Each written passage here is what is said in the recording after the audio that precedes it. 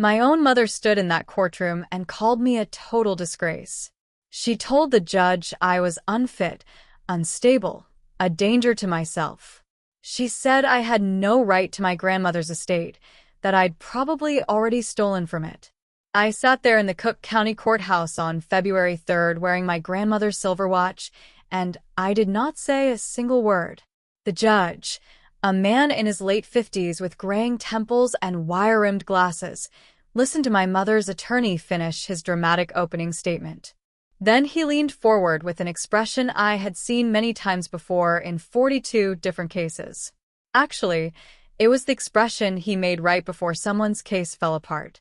He looked at Marcus Webb, my mother's confident attorney in his expensive suit, and asked him a simple question. "Counselor, does your client have any idea who she's actually accusing?" Marcus blinked. He glanced at his notes. He looked at me. He looked back at the judge. My mother's face went from smug to confused to ashen in about 3 seconds.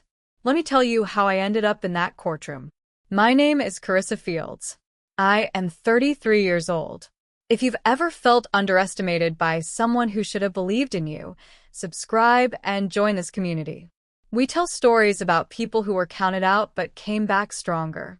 You're in the right place. I am a certified financial crimes investigator. I work for the Illinois Financial Protection Bureau, and for the past 9 years, I have specialized in one very specific type of case: elder financial exploitation. I track down the people who steal from grandparents, who forge signatures on wills, who convince confused seniors to sign over their life savings. I find the money, I build the cases, and I testify in court. Judge Richard Kowalski knows this because I have sat in his courtroom 42 times. 42 cases where I was the expert witness for the state. 42 times I presented evidence that sent financial predators to prison or forced them to return what they had stolen. Judge Kowalski has seen me cross-examined by some of the best defense attorneys in Chicago. He has watched me present forensic accounting reports that were so thorough, so methodical, that defendants changed their pleas halfway through trial. He has personally thanked me twice for my work in cases involving vulnerable adults. So when my mother's attorney stood up in that courtroom and called me mentally incompetent, when he suggested I was too unstable to manage my own affairs, Judge Kowalski did not just know who I was. He knew exactly what my professional reputation meant. The Illinois courts keep a database of expert witnesses. They track how many times you testify, how often your evidence holds up on appeal, whether judges find you credible. My record in that database is flawless. Not one of my cases has ever been overturned.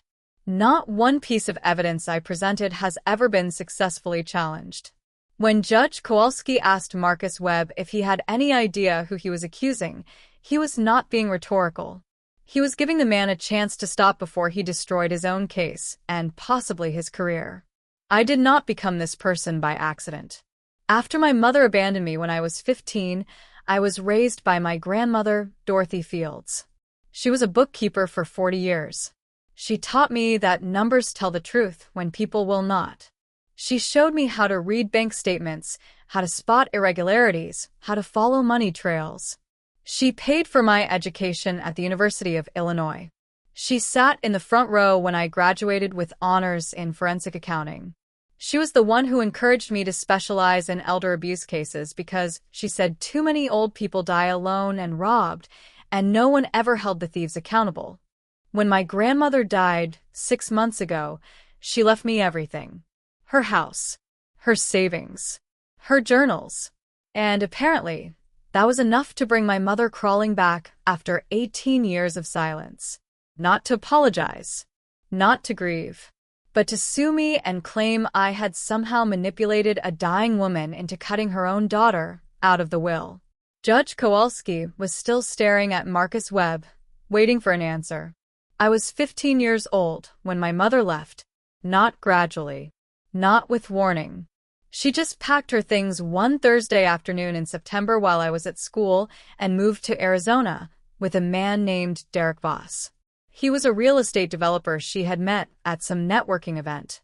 He wore expensive watches and drove a Porsche, and apparently that was enough for her to walk away from her own daughter without a second thought. She left a note on the kitchen counter. It said she needed to live her own life. It said I would understand when I was older. It said my grandmother would take good care of me. There was no apology. No phone number where I could reach her. No promise to visit. She was just gone. My grandmother did not cry when she read that note. She folded it carefully, put it in a drawer, and told me to pack a bag. I moved into her house that same night. The room she gave me had been my mother's childhood bedroom. The walls were still painted the same pale yellow. My grandmother did not try to erase my mother from the space. She just made room for me in it. Dorothy Fields was 71 years old when she became my parent. She had already raised one daughter, who turned out selfish and shallow and ungrateful. She could have resented having to start over with a confused, angry teenager. Instead, she taught me everything she knew. She woke up at 5:30 every morning to make me breakfast before school. She helped me with my homework at the kitchen table even when her arthritis made it hard to hold a pen. She went to every parent-teacher conference, every band concert, every awards ceremony. She also taught me to be nothing like my mother. She showed me that love was not about grand gestures or dramatic emotions. It was about showing up. It was about keeping promises. It was about doing the right thing even when it was hard or inconvenient or unrewarding. My grandmother worked as a bookkeeper until she was 78 years old because she wanted to pay for my college education without loans. She drove a 15-year-old car and shopped at thrift stores and never took vacations, so I could have opportunities she never had. In 18 years, my mother called exactly 4 times. Twice on my birthday, when she remembered. Once when Derek left her for someone younger. Once when she needed money and my grandmother hung up on her. She never visited. She never sent a card. She never asked how I was doing or whether I was okay, or if I missed her. And honestly, after the first few years, I stopped hoping she would. My grandmother became my mother. She was the one who mattered. She was the one I loved. And now Pamela Jefferson wanted to pretend none of that ever happened. My grandmother died on August 11th at Northwestern Memorial Hospital. She had pneumonia that turned into sepsis. I was holding her hand when she passed. She was 89 years old, and she died knowing she was loved. The funeral was small. Just me, a few of her former coworkers, some neighbors, and the pastor from the church she attended every Sunday for 40 years. My mother did not come. She did not call. She did not send flowers. 3 weeks later, on September 2nd, a process server showed up at my apartment in Lincoln Park. He handed me a manila envelope and asked me to sign for it. Inside was a legal complaint filed in probate court. Pamela Jefferson versus Carissa Fields. My mother was contesting the will. I sat on my couch and read the entire document twice. The language was careful and vicious. It claimed that I had exercised undue influence over a vulnerable elderly woman. It suggested that my grandmother had been suffering from dementia and was not of sound mind when she updated her will 2 years ago. It argued that as the only biological child, Pamela Jefferson was entitled to her mother's estate regardless of what the will said.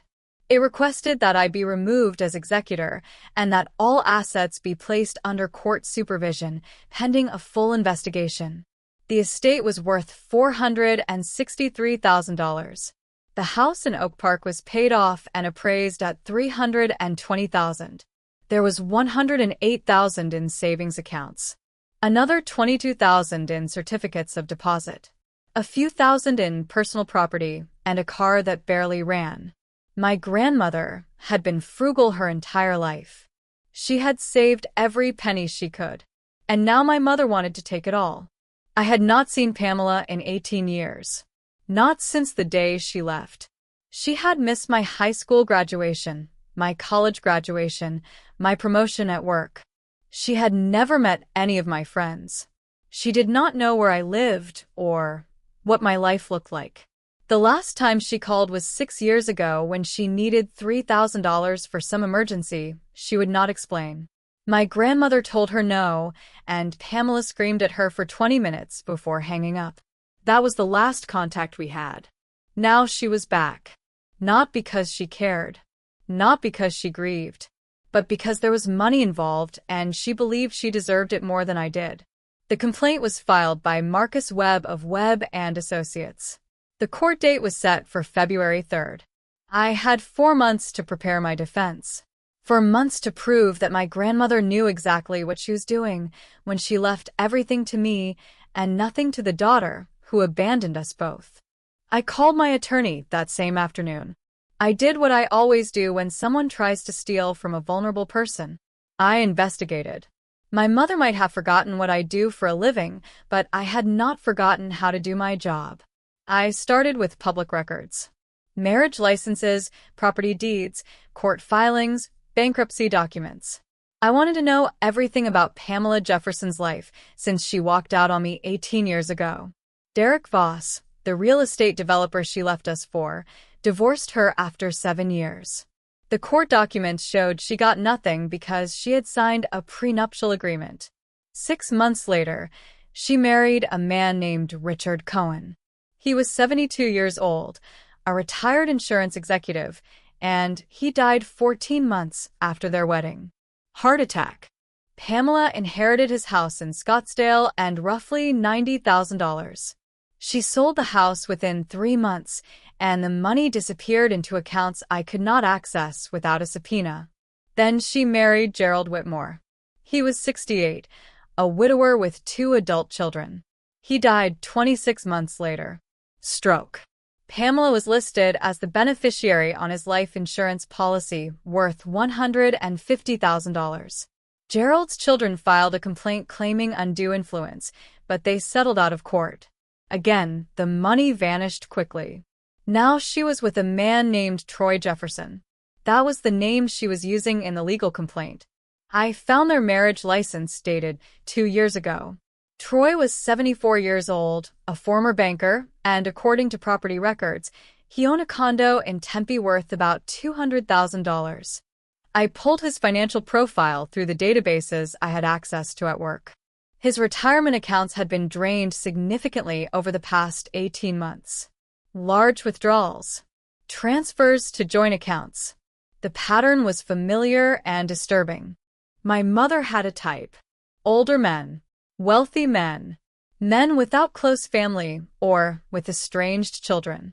Men who died within a few years of marrying her.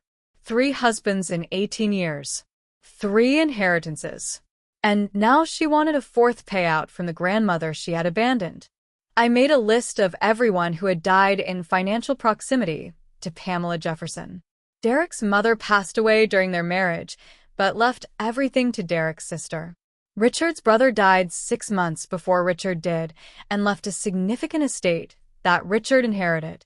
Gerald's first wife had a sister who died intestate, and Gerald received a portion of that estate as next of kin. Every single time my mother was close to someone who died, money changed hands. Not always directly to her, but always within her reach. I am very good at spotting patterns. I have testified in court about patterns exactly like this one. Financial predators do not usually kill their victims. They just position themselves to benefit when death happens naturally. They isolate. They influence. They wait. My mother was not just greedy. She was experienced. My grandmother kept meticulous financial records. Every bank statement, every canceled check, every receipt going back 40 years. After she died, I found them organized in filing cabinets in her basement. Monthly folders in chronological order. Statements highlighted with notes in her careful handwriting. She had taught me to do the same thing, and now I understood why. Numbers tell the truth when people will not. I went through her accounts line by line for the past 5 years. My grandmother's spending patterns were predictable. Groceries every week at the same store. Utilities. Property taxes. Church donations on the first Sunday of every month. Occasional medical expenses. Nothing unusual. Nothing extravagant. Her deposits were equally consistent. Social Security. Her small pension from the accounting firm where she worked for 40 years. Interest from her savings accounts. Then I found the withdrawals. They started 3 years ago in November. $500 cash. 2 weeks later, another $300. Then nothing for 4 months. Then $800 in March. The amounts varied, but the pattern was clear. Large cash withdrawals that did not match my grandmother's normal spending habits. I cross-referenced the dates with her calendar, another thing she kept religiously. Every single withdrawal corresponded with a notation that said Pamela called or Pamela visiting. I felt sick. I went back further. The calls and visits started 3 years ago, right after my grandmother had a small health scare. A fall that resulted in a sprained wrist and overnight hospital observation. Somehow my mother found out. Somehow she saw an opportunity. The first call came a week after my grandmother got home from the hospital. The first withdrawal came 3 days after that call. Over the next 3 years, I counted 37 withdrawals that totaled $52,800. $52,000 my grandmother had given to the daughter who abandoned her. The daughter who never visited when there was not money involved. The daughter who called just often enough to ask for help and then disappeared again. I found notes in my grandmother's handwriting tucked into the bank statements. Pamela needs help with medical bills. Pamela's car broke down. Pamela's husband lost his job. Troy needs surgery. Every withdrawal had a justification. Every time my mother called, there was a crisis. Every crisis required money. But here is what made it worse. I pulled Troy Jefferson's medical records through a healthcare fraud database I had access to for work purposes. No surgeries in the past 3 years. No major medical expenses. I checked Arizona court records for evictions or repossessions tied to Pamela's address. Nothing. I verified employment records for Troy. He had been retired for 9 years. There was no job to lose. Every single story my mother told my grandmother was a lie. Every dollar she took was stolen through manipulation and false pretenses. That is fraud. That is elder financial exploitation. That is exactly what I prosecute people for. 2 weeks before the court date, I went to clear out my grandmother's safe deposit box at First National Bank. I had found the key in her desk drawer along with the account information. I expected to find her birth certificate, maybe some old savings bonds, possibly the deed to her house. What I found instead changed everything. There were 3 leather journals stacked neatly at the bottom of the box. The kind with sewn bindings and archival paper that my grandmother used for important records. Each one had dates written on the spine in her precise handwriting. The most recent one covered the last 3 years of her life. I sat in the private viewing room the bank provided, and I started reading. The first entry was dated November 18th, 3 years ago. Pamela called today. She said she found my number through an old friend. She cried and said she was sorry for leaving.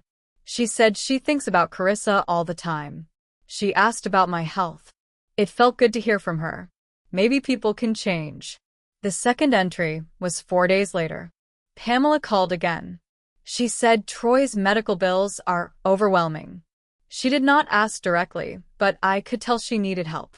I withdrew $500 and sent it. She cried and thanked me. She promised to visit soon. My grandmother documented everything. Every phone call. Every request. Every lie. As the months went on, the entries became less hopeful and more clinical. She started adding details that only a trained bookkeeper would notice. Pamela said Troy needed surgery, but when I asked which hospital, she changed the subject. Pamela said she lost her job, but she will not tell me what kind of work she was doing. Pamela needed money for car repairs, but last month she mentioned buying a new car. By the second year, my grandmother was no longer fooled. She knew exactly what was happening. January 9th entry read, Pamela called asking for $1,200 for property taxes. I checked Arizona public records online. The property taxes on her address are paid through next year. I sent the money anyway. She is still my daughter. I keep hoping she will see what she is doing and stop. The final entries were devastating. My grandmother wrote about feeling guilty for enabling Pamela's lies. She wrote about not wanting to tell me because she did not want me to think less of her for being manipulated. She wrote about changing her will to make sure Pamela could never contest it. She included the date she met with her attorney and the exact language she requested. The last entry was dated 2 weeks before she died. I am leaving everything to Carissa. She earned it by being the daughter Pamela refused to be. If Pamela tries to take what is not hers, Carissa will know what to do. She always knows what to do. I sat in that viewing room and cried for 20 minutes. Then I made copies of every single page. If you've ever had someone believe in you when everyone else walked away, drop a comment and let me know who that person was for you. And subscribe because this family celebrates the people who raised us right, not the ones who shared our blood. The deposition was scheduled for January 15th at Marcus Webb's law office in downtown Chicago. My attorney, Catherine Morris, prepared me thoroughly. She told me exactly what Marcus would ask and exactly how I should respond. But we both knew the real strategy had nothing to do with answering questions correctly. It had everything to do with letting my mother believe she was winning. I dressed carefully that morning. No suit. No professional attire. I wore jeans and an oversized sweater that made me look smaller, younger, less capable. I did not style my hair. Ibura no makeut. I wanted to look exactly like the kind of person who might actually be too incompetent to manage her own affairs. Catherine raised an eyebrow when she saw me, but she understood immediately. My mother arrived 15 minutes late wearing designer clothes and expensive jewelry. She looked at me like I was something unpleasant she had found on the bottom of her shoe. She did not say hello. She did not acknowledge me at all. She sat down next to Marcus Webb and whispered something that made him smirk. Marcus started the deposition with routine questions. My name, my address, my employment. I answered quietly, hesitantly, like I was unsure of myself. When he asked about my relationship with my grandmother, I let my voice crack.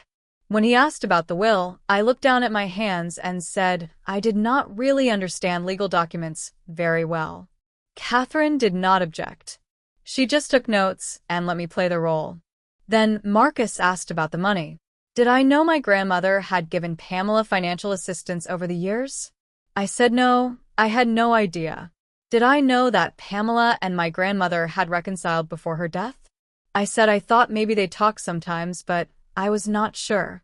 Did I know that my grandmother had expressed concerns about my mental health? I paused for a long time and then said softly that my grandmother worried about everyone. My mother could not help herself. She leaned forward and said, "She told me you were unstable. She said you had trouble keeping jobs. She said she was worried you would waste her money." Every word was a lie, and she said it directly into the court reporter's transcription machine under oath. Marcus asked if my grandmother had ever mentioned wanting to leave Pamela part of the estate. My mother answered before he could finish. She told me she wanted to split everything 50-50, but Carissa manipulated her. She isolated her. She probably threatened her. More lies. More sworn testimony. I kept my head down and let them think I was too broken to fight back. I let Marcus believe his case was solid. I let my mother believe she had already won. Catherine asked exactly 3 questions during the entire deposition. She asked my mother to confirm she had not seen her own mother in 18 years. She asked her to confirm the dates of her phone calls. She asked her to confirm that every conversation had involved requests for money. My mother confirmed everything. She was that confident. Catherine Morris stood up in that courtroom on February 3rd and became the most dangerous person my mother had ever encountered. She did not start with dramatics. She started with a timeline, a simple chronological presentation of facts that Marcus Webb could not object to because every single piece of evidence had been properly submitted and authenticated. She began with my grandmother's bank records.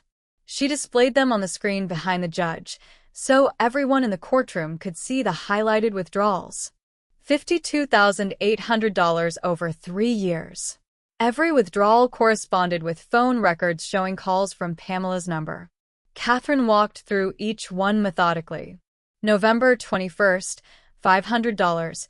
Phone call duration 11 minutes. March 14th, $800. Phone call duration 18 minutes. The pattern was undeniable.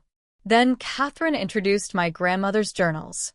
She read selected entries aloud in a clear, calm voice that made every lie my mother told sound even more cruel. Pamela said Troy needed surgery.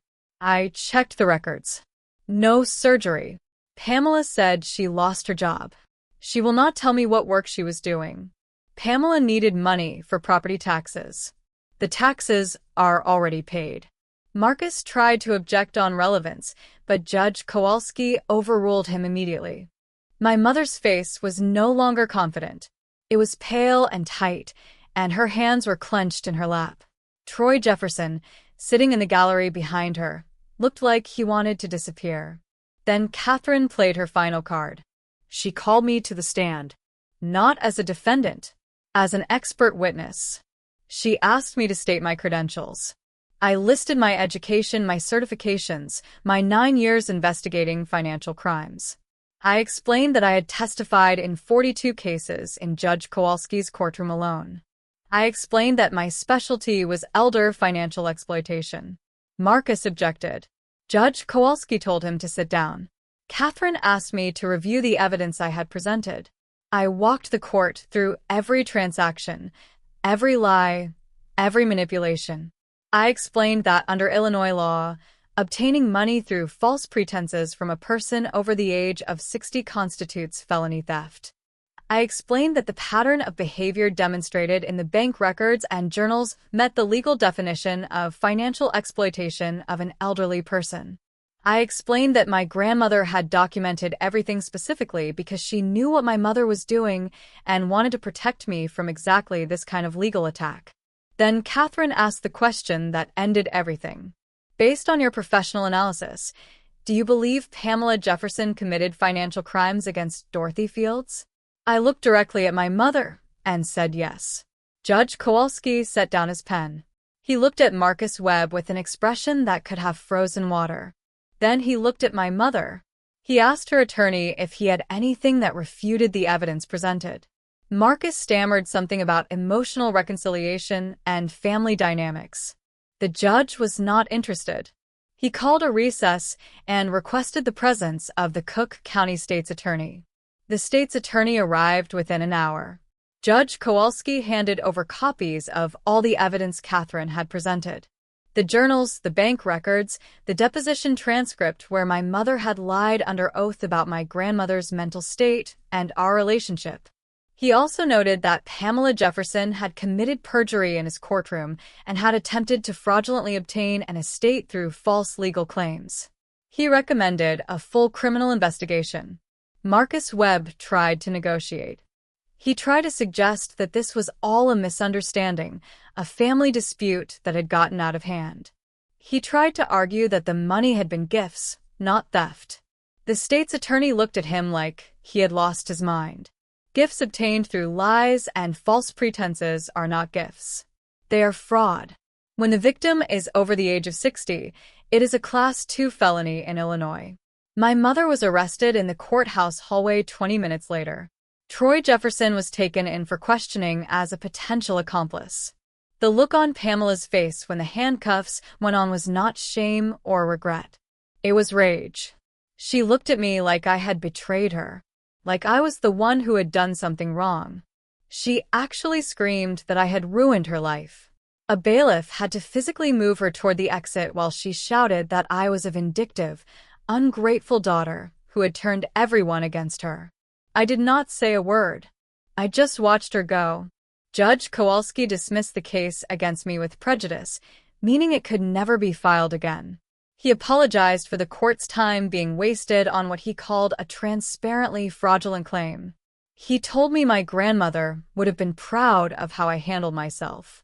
I thanked him and left the courthouse with Catherine. 3 days later, I drove to Oak Park, to my grandmother's house, the house that was legally mine now and would stay mine. I used the key she had given me years ago, and I walked through the rooms where she had raised me. Everything was exactly as she left it. The kitchen table where we did homework together. The couch where we watched old movies on Sunday afternoons. The filing cabinets in the basement where she taught me that documentation mattered and truth could be proven. I sat in her favorite chair, and I cried. Not because I was sad, though I missed her desperately. I cried because I realized something I had known intellectually but had never fully felt. My worth had never depended on my mother's love.